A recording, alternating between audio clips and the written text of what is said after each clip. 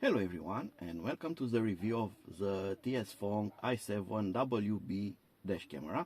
And this should be very interesting because it has actually 3 cameras on the main unit, and there is also optional 4th unit in the box, and it's included here. So this is a quad channel dash camera that has also GPS recording, and it also has a built-in radar for parking monitoring. So this should be very interesting. I'm going to take it out of the box, and this is a version that comes with a lot of extras included. So we get here in the package, this is a filter for the main camera, and we also get a micro SD card, 128 gigabytes. Here is the manual, and of course we get the camera unit here. Let's take a quick look, but we are going to turn back the camera later. So there it is, and yep, these are rotating around, so you can position them. We are going to talk about that. And then going on with the box, a lot more stuff inside. So we get the GPS antenna and GPS cable. This is for logging your journey, the speed and the distance and where you have been, and you can overlay that into the built-in app that you get on your mobile phone for this camera, because it also has wireless connectivity. Then you get here very important hardwire kit. This is for connecting the camera to the power and being also able to use the camera where the car is off. And this is also going to protect your car battery for not running down when you are not using your car for a longer period of time, because the camera will draw power in monitoring mode, and if your battery is getting low, this is going to cut power and protect your battery, so your car will be able to start when you return to it. Then here's the rear camera. Let's take it out of the bag. The rear camera looks like this, also adjustable, you can rotate it. The rear camera, it's not intended to be used outside. This is to be sticked on your rear car window, because this is not waterproof. It's also written here on the bag, and it's kind of important to know that. Further on, there are still some other things here which are very nice. You get this blue thing. This is for removing your car trim, so you can hide the cables. You get some ties here to gather up the cables. You get cable clips, so you fix everything, and they have double-sided tape. You get adhesive pads that you can stick on your windshield, so you can put the camera on those, so you can take it off later more easy. And you get several of them in case you want to move the camera to another car, or you have a problem with your windshield. You get here spare parts, and you also get a SD card reader, which is again very useful, because you can take the card out from the camera, put it here, and quickly access it from your PC if you don't use your mobile phone, or if you want to use a higher, bigger screen on your computer, so you can see better what has happened there. Now let's prepare the unit. So I'm going to install the micro SD card inside, because it needs to be there so the camera operates. But we need to take that out from the packaging. It's a Lexar. I don't know if you are going to get the same card when you get this one, but they usually state that on their website. So this is a Lexar, 128 gigabytes size. It supports up to 45 megabytes of writing speed. It can take up to 4K Ultra HD video recording. It's also V30 rated, so plenty enough to get some high quality footage on it. And there's the card. And now we are going to get to the camera, and let's take a quick look at the camera. You can see you have a large LCD screen here, several buttons, and all the other things are here on the top. It's the USB Type-C plug for connecting power, the micro SD card slot. It has a reset button, and the rear camera connector. Then there's also another connector, but there's no label onto it. Then you have the main unit camera, which I'm going to take this out, and then we have two secondary units. The secondary units also have built-in infrared lights, and they can be rotated up and down, adjusted up and down, as you can see, and also from front to rear completely, and same on the other side. And then under the main camera here we have the radar unit, which has a button here. The button is very important because it acts for setting out the sensitivity of the microwave and to enable or disable the two zones. So when it's off, it's off.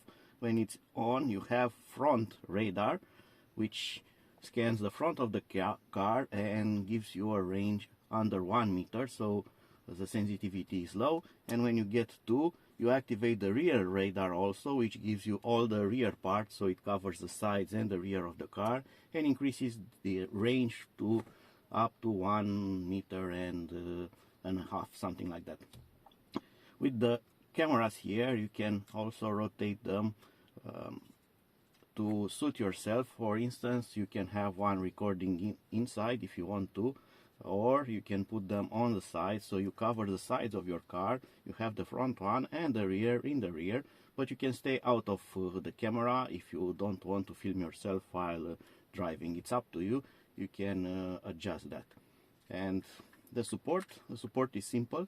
No gimmick here with power connectors, so nothing to go wrong. It's just like a simple hook. The camera hooks on and you are going to put it there. It's a bit large because it has a lot of things around, but you can hide it somewhere in the top part of your windshield where you don't see here on the camera, under the sun blinds, and you are not going to see, or under the rear mirror of your car, and again it's not going to be very intrusive. Another important thing is the hardwire kit. So you need this for two things. First of all, if you want microwave radar protection, you need to use this, otherwise it will not work, because the camera needs to know when the car is stopped, not moving, when its engine is turned off, so it's in standby, and the radar will then kick in and work. Otherwise, you can get the camera with something like this. This is not from the camera, but I'm just showing you as an example. But the camera needs a dedicated one. They produce one with higher amp rating. So in case you do not want the hardwire kit and don't want to use the radar function, and you want just a simple install with one of these adapters, get the one with the adapter from the producer. Don't use your own adapter, otherwise the camera might not work correctly, but not work at all. Also, a few words more about the hardwire kit. So it comes with a protection box. It has here a switch which adjusts the voltage level. This is the low level protection, so you get 11.8, 12 and 12.2 volts. So if you want to play it safe, you can get with 12.2 volts, or if you want to get lower, you can go as low as 11.8 volts. So when the battery level is at that voltage, this is going to shut down the camera, so it's not going to drain your battery anymore. This is also very easy to install because it comes with these fuse tabs, and these are also rated. They have built-in fuses, and they are rated for something like this is 15 amp from what I see, and this is again, I think it's a 15 amp fuse. So it's very easy. You just find some fuses on your car that are rated for 15 amps, and you pull those out and put this in. So they are going to act like the normal car fuse. Nothing can go wrong. You are not going to break your car. You are not going to damage anything. But these are also going to tap into your electric system and take power from that. And you also need to find a screw somewhere on the car and get some ground from that screw, so the camera can have power. And here you have two wires. One needs to be accessories, and the other one needs to be battery. Accessory means that it's connected to systems that don't work when the car is off. And the battery one, it's a live wire that you always have 12 volt even when the car is shut off. I don't know what is happening today. I'm calling the car a camera, and the camera I'm calling it sometimes a car. Alright, you get the idea. Pretty easy to install this and very useful and mandatory if you want to use the radar detecting unit here. And I have connected the camera to power, so let's check out the basics of the menu. You can see here it started in a 3 camera mode, so it has the front and the sides here connected. This one is also enabled. You can see here that is enabled. Then you can have access to the menu and the settings by using the buttons here. You have the M button, this is the menu, and then you have labels for each of the buttons so you can easily navigate. So you have here next, for instance, go to settings, then we are going to press OK. So very easy to understand the menu. Then I'm going to go to the DVR, and now I can navigate up and down to check the settings. So for instance, here you can choose the resolution, and the camera offers 2K front with 3 Full HD, or 4K front with rear Full HD, or single front 4K recording quality. Then we can go back as the menu shows us, and here you have options to turn on or off the infrared LEDs from the secondary side cameras. Then the loop recording time, you have the microphone on or off, you have the G-Shock sensors, you can enable or disable or set the sensitivity. Then you have the live frequency and video watermark. If you go back to the system, here you have options to format the card, which the camera asks now. So I'm going to format the card so it can properly work. This is very important to do, and it's also recommended to do that once every several weeks, so it keeps the card in good shape so recording errors do not appear. Then we have here wireless. You can turn it on or off. For instance, if you turn it off when you don't use it, the camera will hit less, will use less power when it's running. Then you have the screensaver, so the screen of the camera will turn off while it's recording after a time. Then you have device tones, you have settings, license plate. You can put your own license plate so it's overlaid on the recording. You can reset the settings. Here you can also check the camera version. And those are the main settings here. And you have a quick setup. This is going to ask is just a quick guide. Then you can also format directly from here. Also video playback, you can understand what that is. Then you have here shortcuts for each of the buttons. And it also has some nice voice prompts. You know what it's doing. And it also has pictograms here. It shows the loop time and everything. So if I'm going to press again and go back, you can see that it has radar detector, it has alarm enabled, and so on. Here you can quickly lock the recording if something is important with that, so you don't want to lose it. Then you have here option to take to change the camera that you look at, and here you have options to enable or disable the wireless. Video start. So you have quick access to various things, and they also work by long pressing. And I have disabled the microphone, and you can see there, and I'm going to enable it back. So you can either lock the recorded video or the microphone to be turned on or off, and the same for each one of them, as you can see there. And now I have connected also the rear camera, and you can see it splits the screen into 4 screens, so any of those can be visible, and I have shown you that you can switch between them and you can check each one of them. Also, you are going to get recordings over each channel and so on. We are going to see that later. So now I'm going to fix all of things onto the windshield, route the cables, put the wires where they should be, and then I'm going to take the car out for a few rides to get footage, because that's actually the most important thing to get on this camera.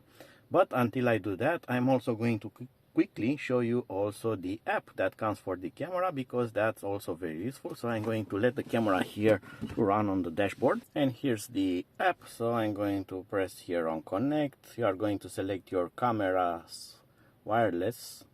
You get the password on the screen, and then you are going to go back to the app. We are going to wait a bit. It's going to connect right away. What this does, what the app does, it actually disconnects the wireless from your wireless, if you have a wireless in your area, internet, and then it's going to connect to the camera wireless, because it's working like a hotspot. And if you get this on your phone, you say yes, because otherwise your phone, it's not going to connect to the camera, because the camera is not offering internet, and your phone thinks that is smarter than you and tries to give you internet, and it's not going to connect to the camera. Right, so here we have the camera. It's showing the dashboard because it's on the dashboard, but you can change also the cameras from here. So you can choose between, so there's the rear one, so it's working, the rear one here. All right, and you can quickly control this. You can pause the recording, take a snapshot. You can go to camera files and see the recordings that you have on the camera. We don't have any because it just started, so they are going to get here when they complete the 3 minutes intervals. And then you also have here camera settings, where you can quickly change some of the stuff. So you have sound recording, you have loop recording, you have the speed unit for the GPS, collision sensing that you can turn on or off. So I'm going to turn that off. You can set the wireless password, you can check the firmware version, you can format the micro SD card, or reset the camera settings. But that's not all, because this app can do more. So this is basic camera control. But if you can go back here, you can also go to album. Here you are going to have the recorded files. You can transfer them to your phone, and you have this AI edit, so you can do various edits, and it has such as bringing effects and thunderstorm and other things that you want to do artistic videos with your dash camera. And you also have normal editing, where you can cut and edit your videos. Then on more here, you can actually register and do other stuff. But I really like the fact that this app works without a user and a password, because there are some dash cameras nowadays that their own app will not work without doing an account. And sometimes I really do not want an account or a service to be tied up to a hardware product. So I really love this. So I can use the camera as it comes out of the box, and the app works and everything works, and I don't have to create a username, a password, and a new account to something. And another nice stuff about this app is for the side cameras, because they can go from front to back, and they rotate up and down and side to side. Your image can be reversed, so you can mirror it right away from this button here. So you can solve that so it looks as it should on your mobile phone. You can also put this in landscape position, so you can see bigger screen of what's happening with the camera. Alright, and now it's time to get some footage, and let's check it out together.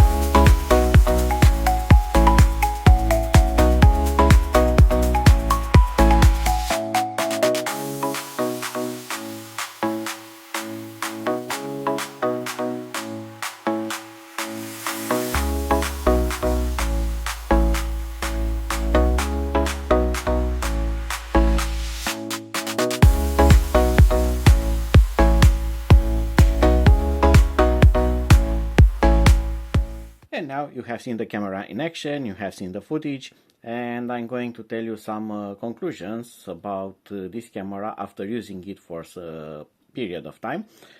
I like the fact that you can take this off from the car very easy because it has that simple locking mechanism, but doesn't have contacts on that, because I had some other cameras that had contacts, so the wires, the power supply was connected to that support, and putting it on and off in time would have worn out those contacts and the camera did not work well. It's not happening here. You can take it with you each time, so you don't have to leave this in your car so a thief will try to grab it. Also, this is discussable because if you want to use parking mode, you are going to fix this in your car and it's going to stay in your windshield, and it's rather big, so take that as a notice. I also like the cameras, the side cameras, because you can rotate them. You can even turn them upside down like that. You have plenty of space here, and with the rotation you can get some really nice angles on the sides of your car, or even rotate them fully inside so you can film what's happening in the car and you are still left with one side. You don't have 3 cameras here because you could have one for inside and 2 for the sides, but we are getting ridiculous with the number of cameras, because with the 2 ones here and the one in the front here, you still have one in the rear. There are already 4 cameras in this system. As you have seen, I have also tested this radar, and I find it very interesting because it does detect when someone is around your car and starts the recording. You have seen me around the car in from various angles, so the camera will start the recording when you are getting close, and it's going to work for about 3 minutes, as you have set the looping time for the camera, and then it's going to turn off and wake up back again when it detects you again. So this thing, really impressive.